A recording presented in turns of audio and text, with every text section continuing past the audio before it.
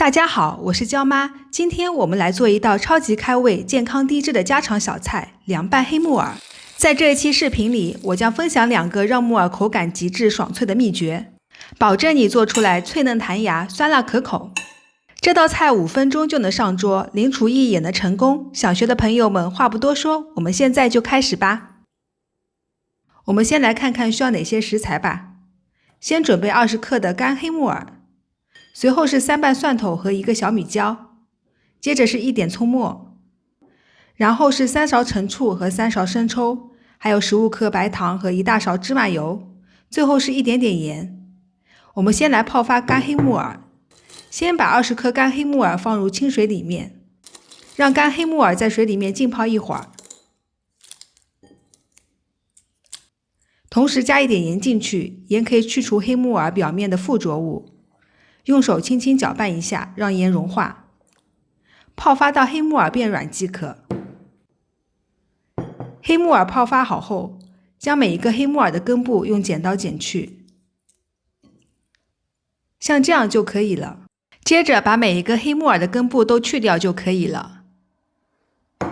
接下来把去掉根部的黑木耳放入清水里面洗干净，中途可以换2到3次水。直到黑木耳洗干净就可以了。洗干净的黑木耳滤水装入1个碗中。接下来我们准备烧一点开水，锅内倒入可以没过黑木耳的水量即可。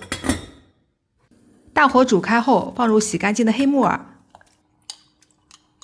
黑木耳都放入锅内后，用筷子搅拌一下，为了保证黑木耳脆脆口感。不用烫太久，基本烫30秒就可以滤水捞出了。为了不让余温破坏黑木耳爽脆的口感，我们还需要将黑木耳放入冷水中浸泡一会儿。中途可以再换几次水，直到黑木耳变凉。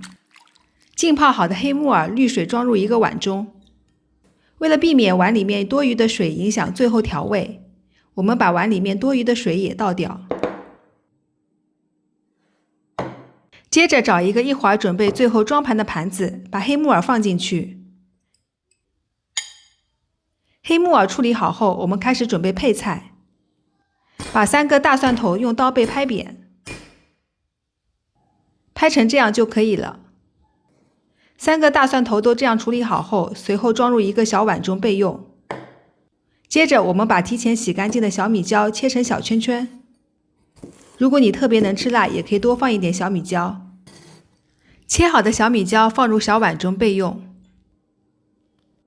接着准备调1碗酱汁，小碗中倒入3勺陈醋、3勺生抽以及15克白糖，再加入1点提前准备好的小葱末，还有拍碎的蒜头，以及切好的小米椒，稍微搅拌一下。